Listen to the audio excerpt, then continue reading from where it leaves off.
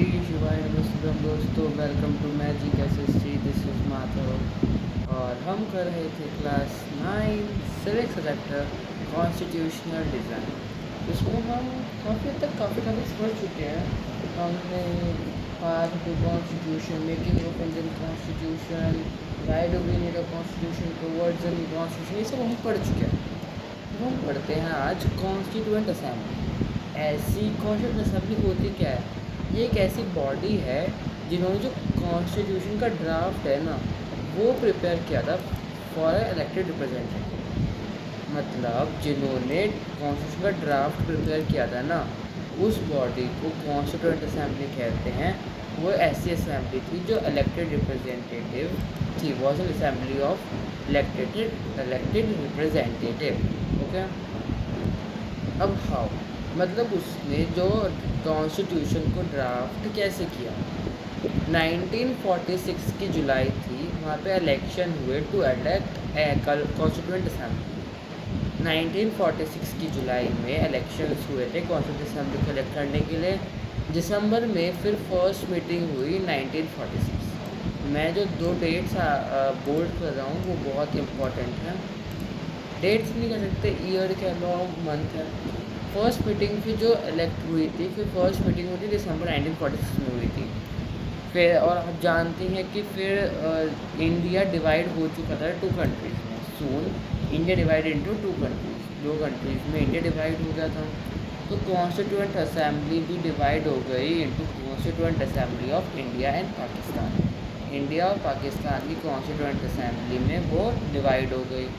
और Indian constitution assembly में कितने मेंबर्स बटे? 299 मेंबर्स बचे, जिसमें से 299 याद रखना। ये 300 मेंबर्स अगर आप लिख कर आओगे तो शायद आपको मार्क्स ना मिले, क्योंकि इसका एग्जैक्ट वैल्यू 299 ही है।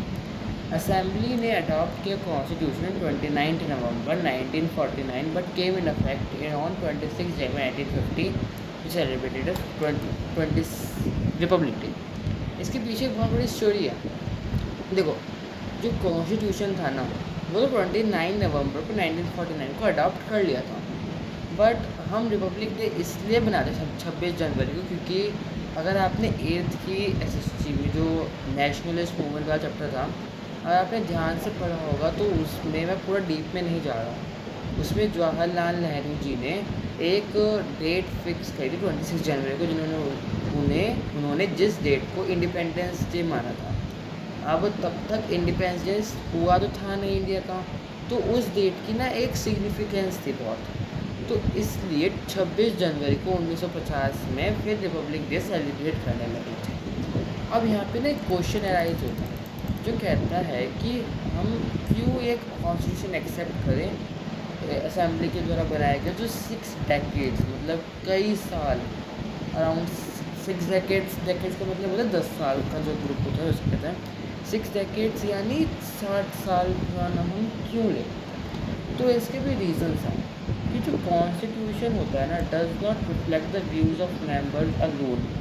मतलब जो मेंबर्स के जो व्यूज़ है ना, केवल वो उससे ही नहीं शो करता, वो साथ पे शो करता है कंसेंसस ऑफ इट्स टाइम्स, उनके समय पे जो दिक्कतें चल रही थी उसे भी।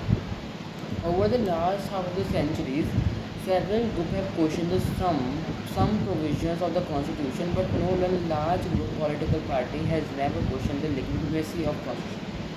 ये कितनी बड़ी अचीवमेंट है, जिस समझ में नहीं आया बताता हूँ कि पिछले लास्ट हाफ ऑफ सेंचुरी, मतलब लास्ट ऑफ हाफ सेंचुरी, मतलब एक तरीके से आखिरी 50 सालों तक किसी भी, कई सारे सेवरल ग्रुप्स थे, कई सारे ग्रुप्स ने हमारे कॉन्स्टिट्यूशन के प्रोविजंस, ये वर्ड को मैं हाईलाइट कर रहा हूँ कि चीज़ को, प्रोविजंस को उन्होंने क्वेश्चन किया है कि ये प्रोविज़न गलत है।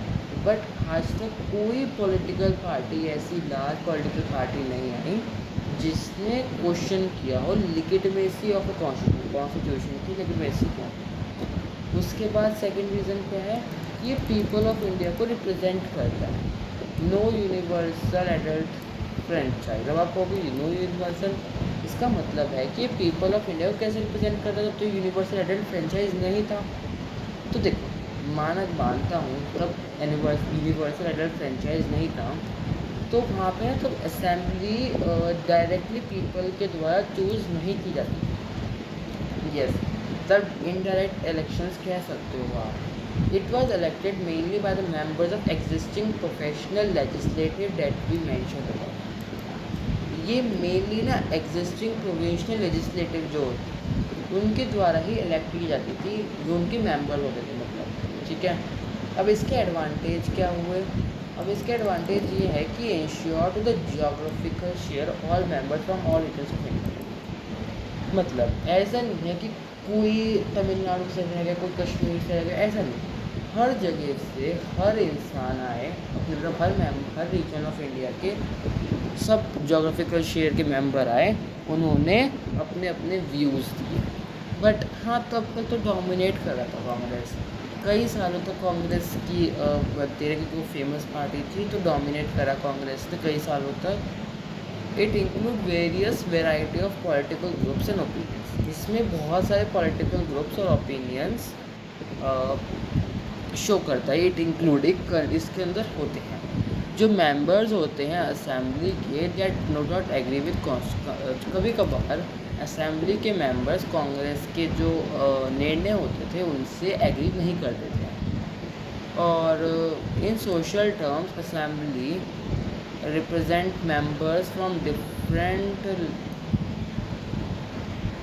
थोड़ा सा इशू आ गया था तो मैंने ठीक कर दिया कि इन सोशल टर्म्स पे जो असेंबली थी ना, उसमें बहुत सारे मेंबर्स थे, जिसमें डिफरेंट कास्ट हो गए, रिलीजन हो गए, ऑक्यूपेशन के, ताकि हर ओपिनियन से देखा है डिफरेंट कास्ट के, मतलब किसी स्मॉल कास्ट के ऊपर कुछ दिक्कत ना हो, कोई लार्ज कास्ट के ग्रुप जो है वो स्मॉल कास्ट के ग्रुप के ऊपर डोमिनेट ना करे, इन सब के देखना। मैनर इज विद कॉन्स्टिट्यूएंट है assembly work give sanctity to constitution. ये कॉन्स्टिट्यूशन को सैंक्टिटी देता है in manner in which constitute assembly work, जिस मैनर में कॉन्स्टिट्यूएंट असेंबली वर्क करते हैं। अब क्या कौन सा मैनर जो मैं मैनर कर रहा हूँ कौन सा मैनर है? Some basic principles were agreed elected and agreed upon. कुछ बेसिक प्रिंसिपल ऐसे हैं जिनको इलेक्ट किया गया और जिनके ऊपर सबने एग्री किया। अब एक बहुत फेमस नाम है B.R. अम्बेडकर, जिनको मोस्टली बच्चे जानते ही होंगे। उन्होंने प्रिपेयर किया था draft constitution with discussion and become chairman of drafting committee. उन्होंने कॉन्स्टिट्यूशन का ड्राफ्ट उन्होंने प्रिपेयर किया था और इसलिए फिर वो जो ड्राफ्टिंग कमेटी के चेयरमैन हैं वो बन गए थे। ये समझ में आ गया आपको? जैसे आगे मैं एक पूरा का पूरा वीडियो बनाऊंगा सेपरेट, जिसमें जितने भी कॉन्स्टिट्यूएंट असेंबली के मेंबर्स थे ना, उन सब के बारे में बेसिक इन्फॉर्मेशन दे दूँगा, ताकि आपको पता तो हो कि हम जो हमारे जिन्होंने हमारा कॉन्स्टिट्यूशन लिखा है, वैकेंसी जिन्होंने बनाया है, वो उनके बारे में हमें कुछ तो पता होना चाहिए। Each clause was thoroughly discuss. Her clause जो है ना बहुत थॉरली डिस्कस हुआ, मतलब ऐसा नहीं कि ऊपर ऊपर से, नहीं, बहुत थॉरली डिस्कस हुआ। मोर देन 2000 चेंजेस, 2000 से ज़्यादा चेंजेस हुई थी। इतना प्रिसाइजली बना था, इतना बढ़िया बना था। जो मेंबर्स है ना डेलिब्रेटेड फ्रॉम या तो मेंबर्स जो थे ना उन्होंने डेलिब्रेट किया फ्रॉम 114 डेज से 3 साल तक। आप समझ सकते हो, 114 डेज से 3 साल तक उन्होंने डेलिब्रेट किया। एवरीथिंग, हर एक चीज़ आपको नीचे ही मैंने गलती से अगली स्लाइड शो कर दी। तो जो everything is recorded in debates of constituent assembly. Constituent assembly की जितनी भी डिबेट्स थी ना, उन सब में हर चीज़ एक एक क्लॉज डिस्कस हुआ था, एक एक क्लॉज रिकॉर्ड हुआ था जो हमारे constitution. And that's all for today. अब आप देख सकते हो कि हमारा कॉन्स्टिट्यूशन कितनी मेहनत से लिखा हुआ। तो हम मिलेंगे आपसे कल, तक बाय बाय, शी शुआइन।